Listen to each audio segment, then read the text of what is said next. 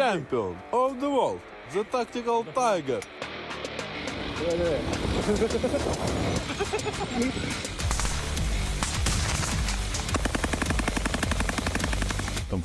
They killed 50 people in a couple of days. Grigorievich, come and see what nonsense they're writing here. You're just lounging around. Get your stuff together. We had a deal. The main thing is not to be a coward. This is the most important thing. Everyone wants to record your interview. Everyone is constantly writing on the internet and on the channel. Record an interview with Khata. Let's interview Khata. You're very popular.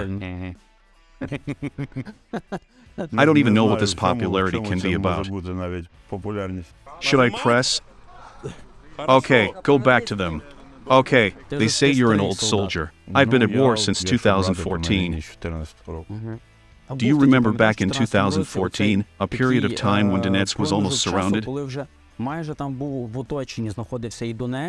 It was, until the regular Russian army came in. 2 airborne regiments came in, if I'm not mistaken. They say that they promised us a green corridor, but nothing happened with the green corridor. And tanks were shooting at our convoys coming out of Ilovaisk from 500 meters away. That was probably the turning point. It is possible that, this is my guess, we had traitors in the highest ranks.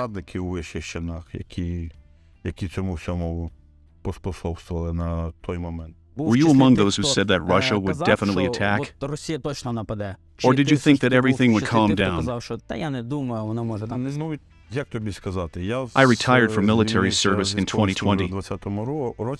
And before the full-scale invasion, I had a year and a half to stay at home and work. I didn't think about it at all. There were different rumors a month before, but I thought it would be more of an offensive in Donetsk and Luhansk regions.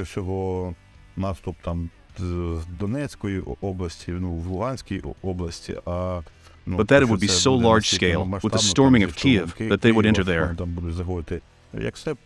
When it all started, I came home,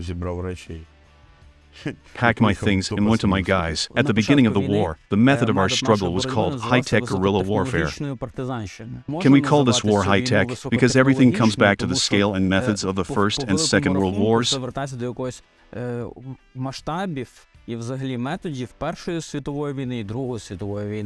The same artillery, the same trenches. There's a saying, an artillery commander doesn't care how much your equipment costs or what kind of training you have.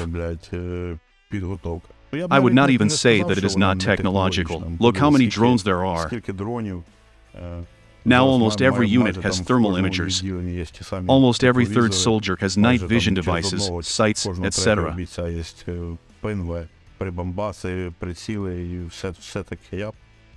I wouldn't call it low-tech. We need to have at least equal numbers of artillery.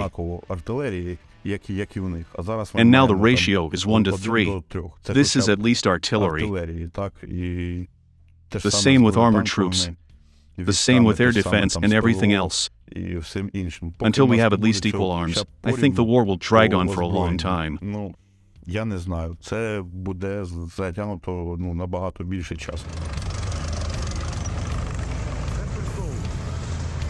We're gonna shoot. We will shoot and kill. Why did you choose the Azov regiment? Tell us about your combat path to the full-scale invasion. I joined Azov in early 2015. Before that, I was in the right sector. I didn't really fight there, but then I received a call from my friends who were already serving in the Azov regiment. What are you waiting for? Pack your things. We have an agreement here. Come here. I packed my things, bought a ticket the next day, and came. And the next day, I was already on combat missions. There you go. What was your specialty? At first, I was a gunner, then a gun commander. We had artillery duels. There were about 4 of them for the entire defense of Shirokine. We won all of them, but it was really scary. They were shooting directly at us, and we were shooting directly at them. Вони, коротше, їбашили прямо по нам, а ми прям, коротше, по ним. Did you conduct reconnaissance with the help of drones? Either a Furia or a Lelica drone was correcting us, if I'm not mistaken. And who corrected them? Orlon? The devil knows who corrected them there. But it was scary. Somewhere in 2017, I think, I was transferred to the newly created Anti-Aircraft Missile Division. I had a specialty as an anti-aircraft gunner, but on combat missions, near Svitladar in 2019, I was just with the infantry at the positions.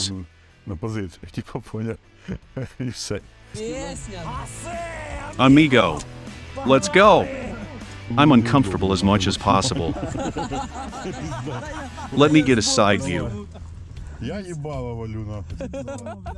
VIP zone. Пізда. It's a full-scale invasion. First, the unit was in Moshchun.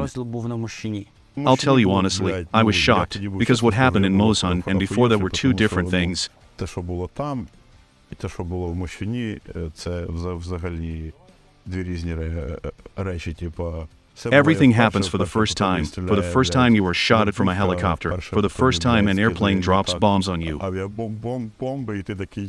And you are shocked by the situation. But otherwise, it's okay. You get ready and keep shooting. What else do we have to do? And then there was the Zaporizhzhia campaign. My first encounter with Zaporizhzhia was our famous Operation 21st Breakthrough to Mariupol. I honestly thought we were all finished. It happened so that we were unable to break through the enemy's line of defense, and we had to retreat a little bit. But my commander Rollo has already told about all this in all interviews. He described everything in more detail and interestingly. But I thought we were finished. The main thing is not to be a coward. This is the most important thing for every fighter.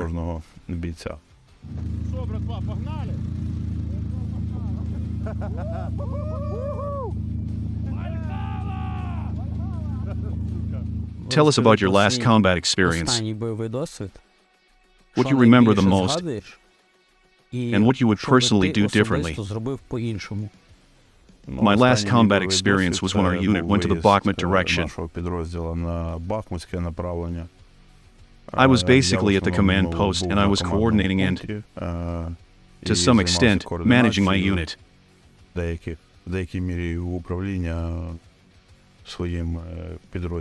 Massive enemy artillery, constant shelling that almost never stops.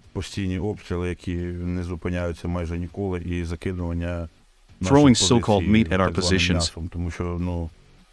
From what my friends told me, who were directly in the positions, these were just massive attacks, like in the First and Second World Wars. 30 people are walking at full height. It's just ridiculous. They don't run out of people. They don't worry about them too much. They are being chased not as military, but as a regular herd to machine guns, mortars, artillery.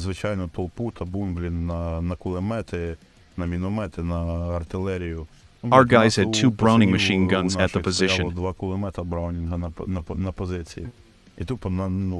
And they went at them head on. They probably killed 50 people in a couple of days. And they attacked and attacked. It's just crazy. As for our unit, each fighter is a valuable combat unit and we are worried about each of our soldiers.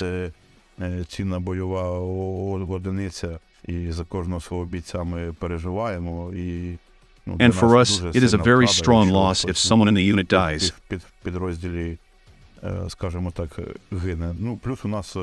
Plus, our equipment is a bit better. Night vision devices, thermal imagers, weapons, and the training of the guys. We have a lot of people who served in the Azov regiment and in other units, so they already had some combat experience. And now, in the 9 months that have already passed, they have gained even more. World champion, of the world, the tactical tiger. Artem Kukuruza.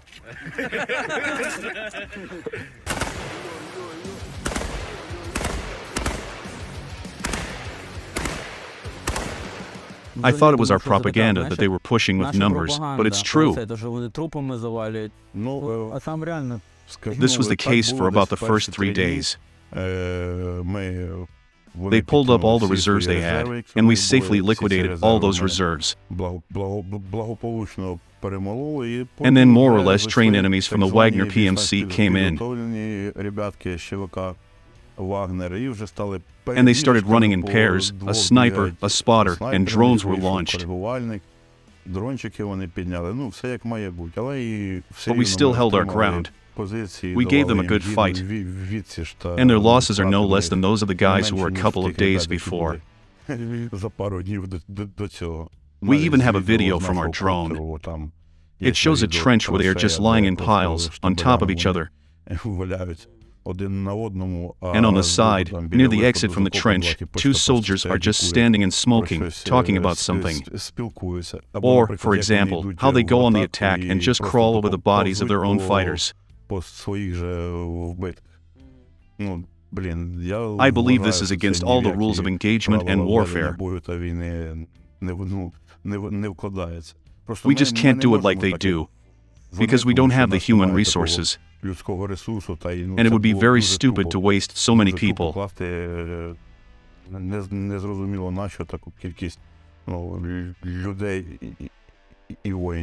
Was there also a case when there were 9 people killed in a trench, and a car arrived and dropped off 9 more people and they got into that trench? Yes, there were some things like that. But in general, there were a lot of things that I would just punch in the face for. I have never seen such a thing in so many years of service and participation in the war. That is, the disregard for human life. The Russians have those. They don't care about people at all. Wagner was active in this area. How would you characterize it, even ideologically, in terms of how they operate militarily? They can fight more or less after all. Even with the level of training they have, I think there are units there that are quite well trained, especially given their participation in the war in Syria. But they have little honor. The way they treat their fighters does them no honor. In fact, how can I relate to Wagner? For me, it's the enemy and that's it. Bastards, you might say.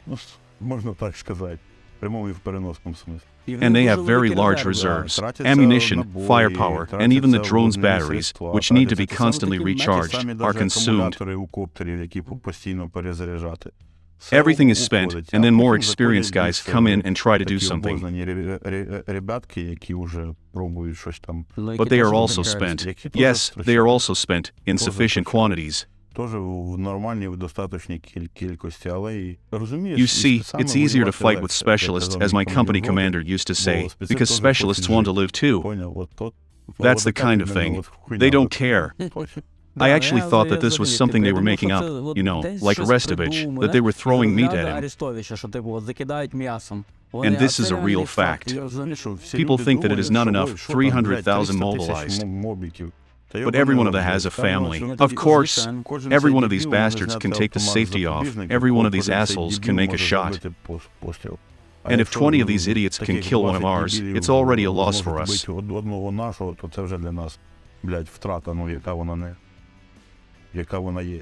Got it. Or do people think that old T-62 tanks don't have guns? It's a fucking tank. It's a tank that drives out, that shoots, and smashes your position. Well, yeah, and the main thing is that they do not run out of these tanks. No, they just have a lot of them and they're throwing them at us. Sure, any old tank is a tank. Well, yeah, even if a T-34 were to come out and shoot, it's still a tank. In any case, it will get its Excalibur. Sure, which are also limited in number. The mail has arrived. Someone printed a newspaper. It's annoying that it's late. What the hell? The Ukrainians are leaving. Here, read this. Ukrainians are leaving? Yeah. New ships for the state fleet. Grigorovich, go see what kind of shit they're writing here. Let's talk about the big stuff now. About what? About the art. What was the last movie you saw? Well, what would you recommend? I would recommend watching the movie Black Hawk Down because I really like it. And there is a very good Ukrainian movie called Red. It's a very good movie. I liked it. The one with Mel Gibson, We Were Soldiers, if I'm not mistaken, about the Vietnam War, is also so normal. And Saving Private Ryan? Yes, it's, okay. This is the coolest war movie ever. Yeah, I agree, it's not bad either. When I'm in a bad mood, I always turn it on. I don't really, the mood is getting even worse. When I was a kid, I had a dream to become a tanker. But something, well, it didn't work out. Which of the world wars or any military conflicts were you interested in studying and gaining some experience from? I took something from the Chechen campaign of 1995. For example, the village of Bakhmut in Chechnya, which the Russians could not take for 6 months or more. 180 days, I think. I was more inspired by the spirit of those soldiers who opposed the Russians, and that was the interest.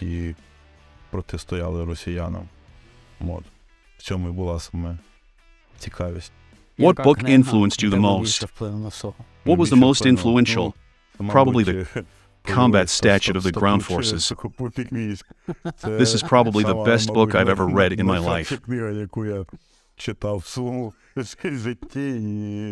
And I wish that every decent man or soldier would at least read it.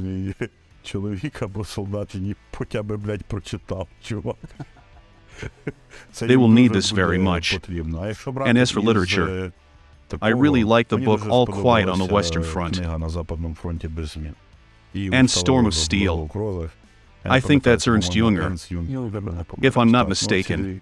These are the two books I've read lately that I like the most. Is it all about the war? Yes. It's right here and here.